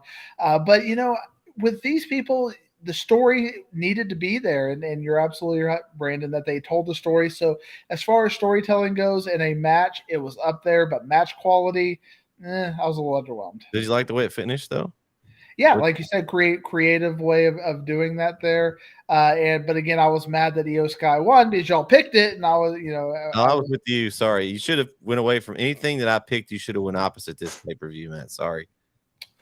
But I was a little disappointed that Becky didn't win because I think they could have done more with that. But I get that the Money in the Bank is meant to build stars, and that's a good chance to build Io. So we'll find out how they do with it. Kind of like what we'll talk about with the Bloodline payoff. It's going to be the payoff that really matters with this. So how do they pay off Io? That will determine the quality of things retrospectively for me. But her as a winner, I said it last week, I'm just a little curious by it. Right. I loved the match. I thought it was great. I'm with Brandon. I thought it was probably the best women's Money in the Bank match that we've had. I don't think Becky needed to win because Becky. See, exactly. I don't think Becky needed to win because she can get a title shot anytime she wants. She's Becky Lynch. She doesn't need a Money in the Bank briefcase. She's like Charlotte Flair. She can just walk in and say, "Hey, I want." She's like Charlotte. Yeah, I want to match. Becky can do that. So I'm glad Io won it. I think they did a lot to further the storyline and the breakup eventually between Bayley and Io. And I think that's our SummerSlam match, Bayley and Io at SummerSlam. Probably some kind of stipulation, if I'm guessing. Is it for the Money in the Bank case? Maybe that may be the stipulation. I didn't think about that. That may be the stipulation because case on the line there, and maybe because in Bayley's mind, Io cost her the briefcase. So, but then Io can say, "Well, you nearly cost me the briefcase by pushing the ladder over." So let's put it back up on top and have a ladders match or a table TLC. I don't know. Could. Yeah, it could. But I know I do think we're getting Bayley and Io at SummerSlam, and I'm okay with that. I thought the match was great. I was surprised Trish took the bumps that she took. I did not that manhandle slam on the ladder looked rough. That looked super vicious. Then that code red by Zelina. I'm glad Zoe didn't break her neck. If her neck would have got caught in that, oh man. Anyway, it was a fantastic spot. I guess I'm just over LWO in general because I'm kind of over Zelina using her chancla. Like let's stop with that. That's kind of ridiculous. We're on top. I'm just inches away from grabbing a briefcase that could change my life. Let me grab this flip-flop out of my back pocket and start beating you over the head with it. That's what you want to hit somebody with, right? Because come on, man. Does that hurt any worse than just slapping somebody? I mean, you ask some Latino kids, they have trauma from the chanclas, but that's a mama's strength. That ain't a wrestler's strength. It's different. But I'm kind of over that. So overall, though, I thought it was a really good match. Best women's Money in the Bank match that I think I've ever seen. And I think the right winner came out, and I'm excited to see what they do to further the story. Look at KO being culturally relevant in his analysis. I like my guy. I'm very cultured here, Matt. I'm very cultured. I'm tapped into every community. He's got his LWO shirt on underneath that one. So he's ready to go. All With the Canada background on it. Next matchup, World Heavyweight Championship. Seth Rollins over Finn Balor.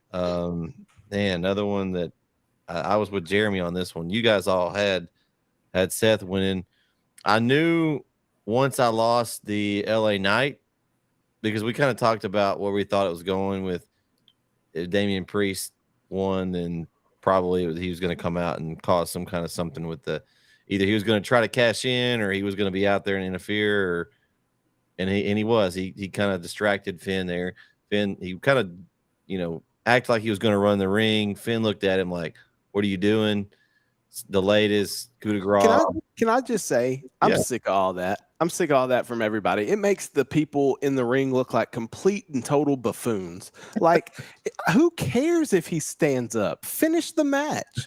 Deal with that afterwards. It kills me every time these people are on the top rope. They fall for it every stands time. Up. And somebody stands up on the apron and they look and just stop what they're doing. Just do the move. Then deal with it. Because it's about to happen. He does that. It's like, okay, you're going to jump and he's going to roll out of the way or stick knees up or something. Yeah. Anyway, sorry. Continue. No, you're good. I totally agree with you. It's like what is their IQ? Like it's like the whole thing when someone runs out. Like, why do you go worry about them? Worry about the match. Focus on what's going on. Yeah. But, anyway. But I knew whenever I got that LA Knight didn't win, I was like, oh crap, I'm probably in trouble here because Seth Rollins is about to win. I thought we might all, and I don't know how we'd have scored this. I kind of thought, well, maybe Damian Priest, they both are out. He cashes in and makes it a triple threat, and he pins somebody, and then he wins that match, and then no one would have been correct. I wouldn't have been surprised if that would have happened. Jeremy should have got double points if that would have happened.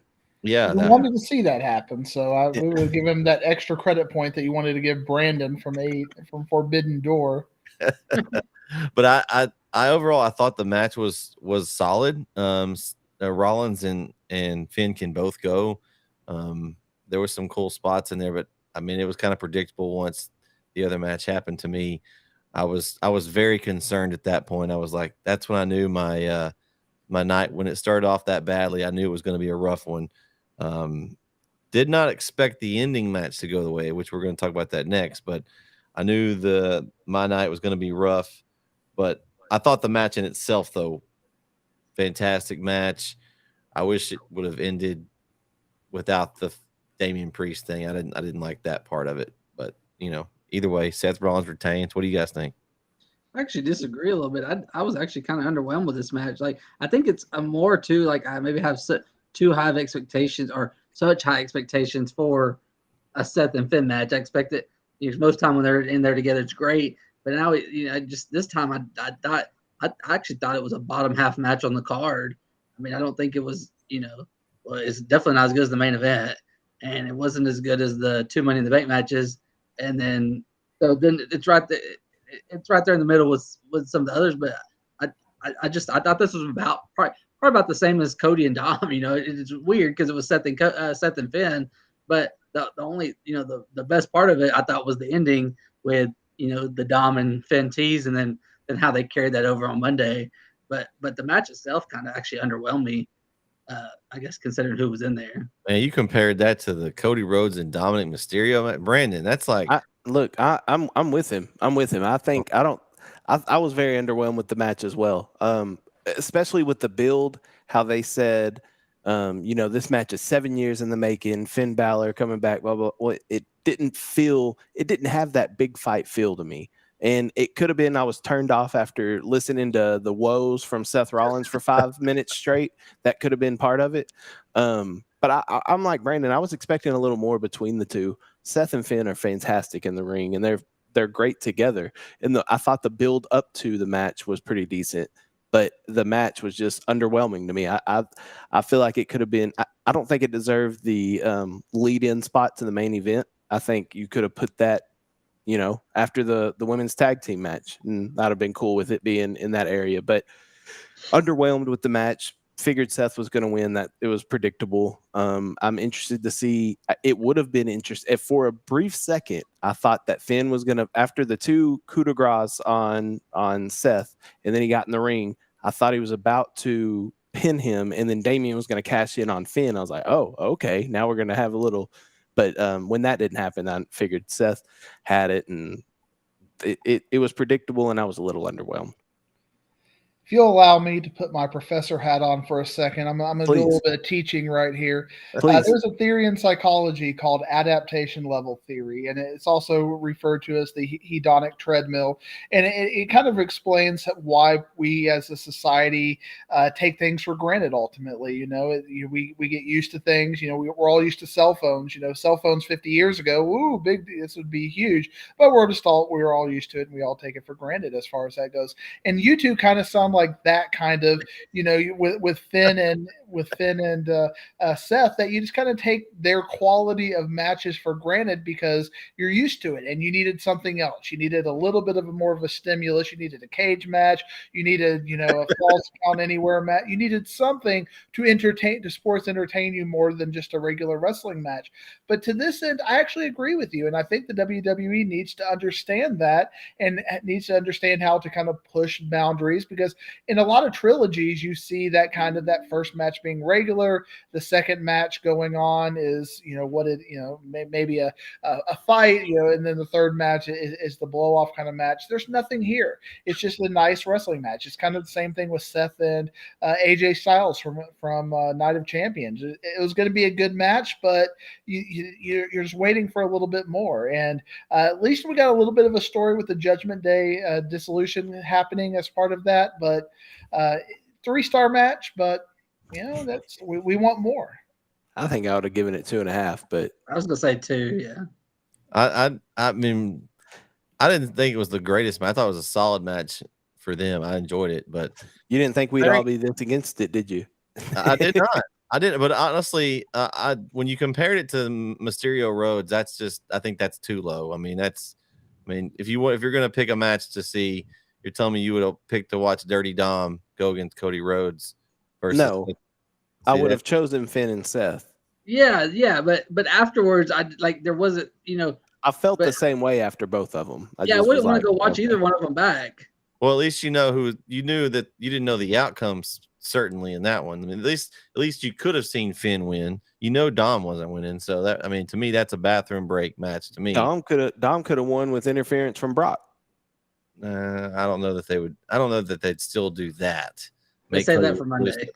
Yeah, I mean, they maybe with some wrestlers, but not Dominic Mysterio. I don't think they're going to have Cody Rhodes lose to him. I mean, Professor, what was that theory you said? Adaptation level theory. Adaptation level theory. Okay, the ATL, like Austin Theory. I like it. Oh man, 8 down down. Oh my. Okay. Well, I think we're all. Why you're okay with sloth toes, KO? You're used to it, and it's just your new normal. But I think we're all going to agree that the next match was incredible match of the night. I'm gonna give the floor though. First off, to the professor here he's the only one that was brave enough that went with the Usos. I wanted to switch to the Usos so bad, but Friday night after SmackDown, I almost texted the group and I was almost said, "Hey, I'm changing my pick to the Usos," because after Friday, I felt the same way as Matt did. But Professor, please take the floor. You almost felt like I know. that, huh? I know. I mean, it was what it was, and when you have these kind of family situations where they're all telling the stories within the family, Roman's not gonna hate putting over his cousins. I mean, you just kind of saw that coming, and the storyline is fascinating. It continues to be fascinating, and you even have a little bit of dissension the way they built it. If we're gonna see Jay against Roman at SummerSlam, or maybe Jimmy gets jealous. Who knows what ultimately goes with that?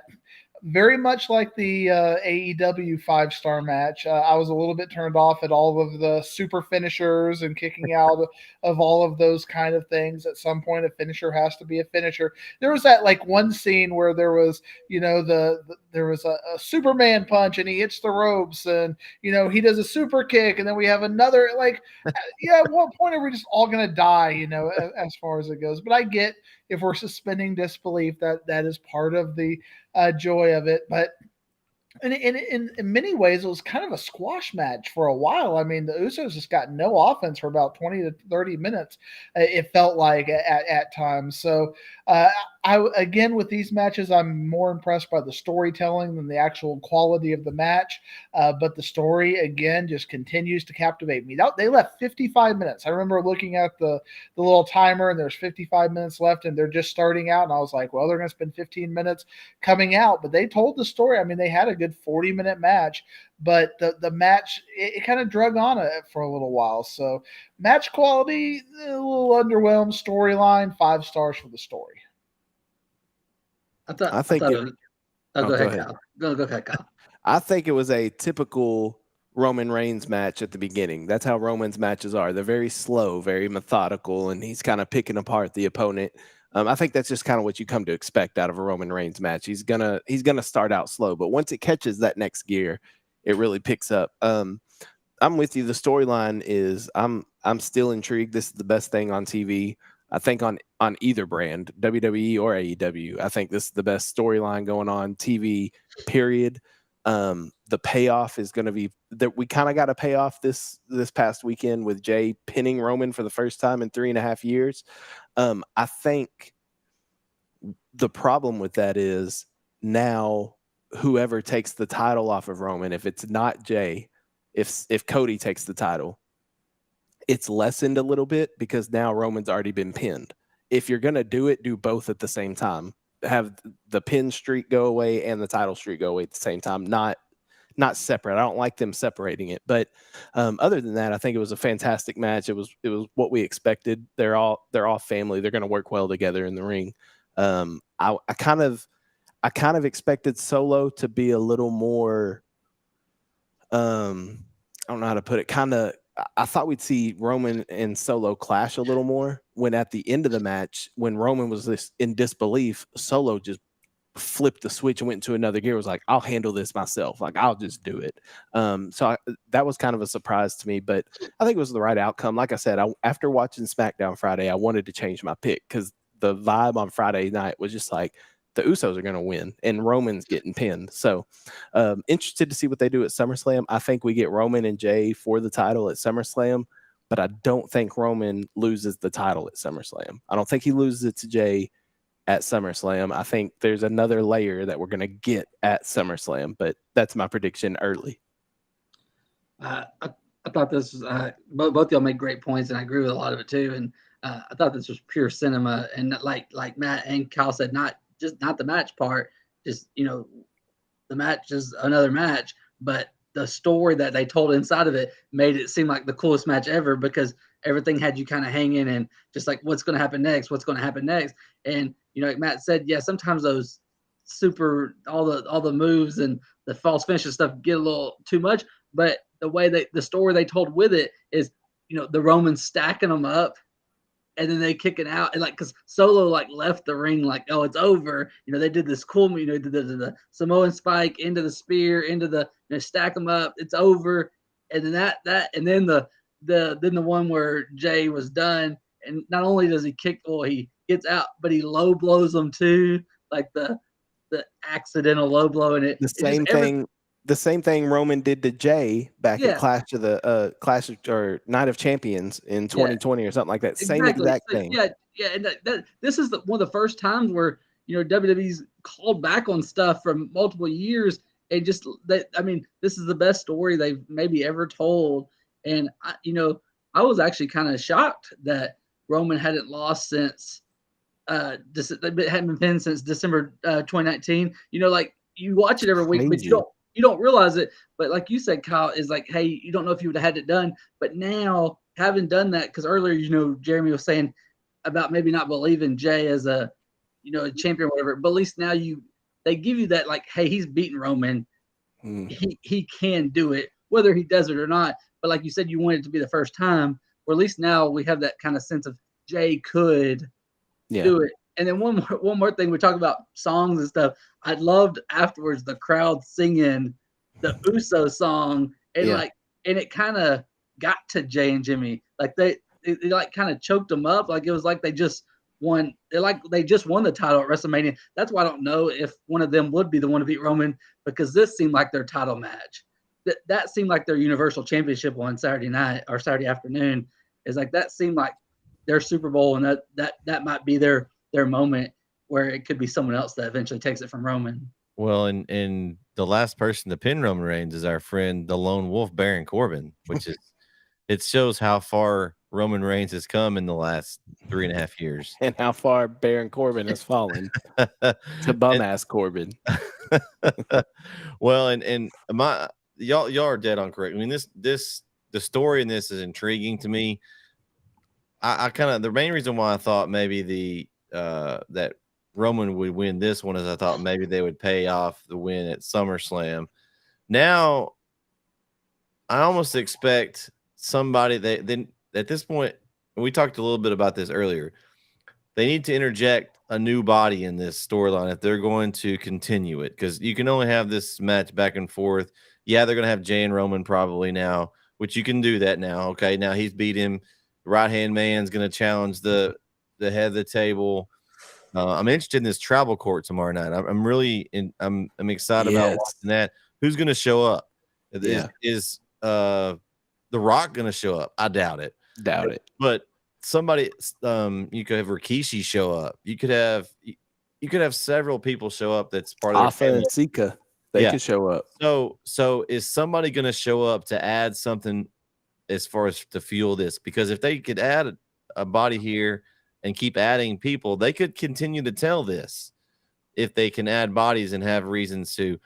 And I said this earlier, Matt, I think if I was booking this, eventually Solo turns on Roman and we get Solo Roman and Solo goes over, because I think they've done such a good job of building him and kind of Jay and Matt hinted, or not Jay and Matt, Jay and Jimmy hinted it the other night. They said that he was their tribal chief. So they've kind of already hinted, and he kind of gave Solo, was looking around, and he kind of, they kind of dropped that hint. Will that be what happens? Is Solo finally be's the one to beat Roman, and he's now they kind of form a new bloodline. Maybe they turn face for a little bit. Roman takes a break, and he has a little title run. So I don't know. They've got lots of things they can do. That's where I think it's going. I think Solo, if it's me, they've built Solo. He has only lost maybe once or twice since he's moved to the main roster. They've really given him a high push. That Samoan Spike, they've really protected that. And so I think that's where we're going. Now they did in this match. I know why you're frowning, Matt, because they did kick out with the spear and the Samoan Spike. I said they protected it pretty well, but I mean, as far as overall, nothing was protected in this match. It was one of your favorite matches with all the finishers. You loved that, I know. But false finishers left and right. Yeah, but they have overall, when you got hit with a Samoan Spike, you hadn't got up too often. So I mean, in this kind of match, it's your adrenaline's pumping, you're within your family, anything goes. I mean, you can get hit with stuff and you like Hulk up and keep fighting. I mean, it's just one of those things. But that's where I think it's going. I think it's going to end up being Solo that at some point takes the belt off Roman. I think Roman would love to do that for him, and especially putting somebody over in his family. I think that would be a way to elevate him, and kind of Roman then at that point maybe steps back and takes some break, and because Roman's still Roman. At this point he doesn't need the belts. I mean, yeah, he's had it for this long. He'll have his little streak, but even if he loses it, he's won how many matches in the last 3.5 years without losing one? I mean, 8. I mean, he's not wrestling very much. Well, no, but he's still. I mean, if you have 8 matches a year and you still haven't lost, that's a pretty good streak to go on. I mean, you're mentioning how they've been selling the Samoan Spike. Even Rich Holland was still selling it coming out with Butch for the Brawling Brutes, as far as that goes. See, I've mentioned this before, and I disagree with, I think, everybody as far as this goes, and I'll stand on this like I'll stand on Bronson Reed. I'm not sold on Solo. I'm just not. And he's really taken some L's over the last, you said he hasn't been, but I mean, they lost to KO and Sammy, and he lost to Cody getting into that other build. So, I mean, he's not been this untouchable person who, he's been losing pretty much. And they've kind of moved him away from, squashing people on Raw these days. So, I think he's a little bit on a losing streak as far as my memory goes. But, again, who's going to take it, and how it works. I don't think it's going to be Solo, but it'll be somebody, and I trust the WWE with the storyline. You trust them? I don't trust WWE with the storyline, but they've done a good job so far. 3 years now. I mean, and another thing I just want to throw out, I don't know if you guys saw it, but this is to kind of the Paul Heyman promo in the pre-show where he was crying and talking about how what Roman was going to do to the Usos was like, I thought that was one of the most.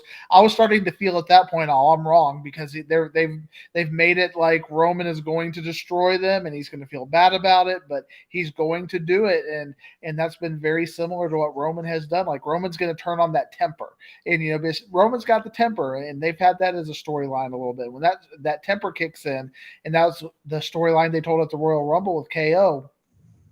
That's a Roman Reigns you got to be careful about. All right, so Overall, we're pretty much in agreement. I think this was a really good show, very enjoyable.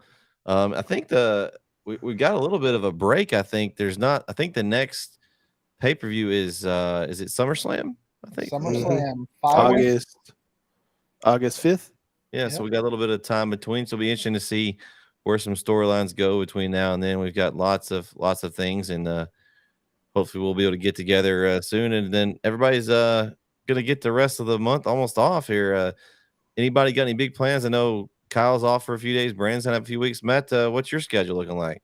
Who's applying for credentials for the Ford Field for us to go cover this? Yeah, what we Brett, need you're the to one know. with the company. Man, I don't know that we have a legit enough to get credentials. Maybe I don't know. Do you know How who I legit do you am? have to I have be? 10,000 followers, Brett. It needs to be a little I have- closer. A little. I have closer. 650. I'm Yeah. trying to get there. I'm not a big fan of the airplanes, man. I know you're traveling all over the place here, but I've never left the road trip to ground in a Detroit. plane, so it needs to be within driving distance for me. Detroit is within driving distance. You got But- it. But we did talk about that next time there's a show sometime in the area, we need to have an off the ropes on the road edition, and we go to the event. Winter is coming, or we could go to the Great American Bash. That's in Cedar Park, the NXT event. Oh, I think someone mentioned that earlier. Yeah, I was talking about that. Yeah, that's the next one in Texas. Yeah. Yeah. All right. Well, anybody else got anything to close out for tonight? Again, the Blaze volleyball team now 8-1 after going 6-0 today, and a little bit of a volleyball. There we go. tournament. There we go. We are making B League volleyball relevant again in the Diggs family. There we go. There we go. Love it. That's great. That's great. Well, I think that's going to do it for tonight's episode of Off the Ropes. We're going to close with some Usos in the memory of the Usos winning it. The ones are going up. Thank you for tuning in to the Disrespect Sports Network. This is Off the Ropes, episode 12, Money in the Bank review show. For Jeremy, who left earlier, Brandon, KO, and Professor Diggs, I'm Brett Swinney. We'll catch you next time right here on the Disrespect Sports Network. Everybody have a good evening.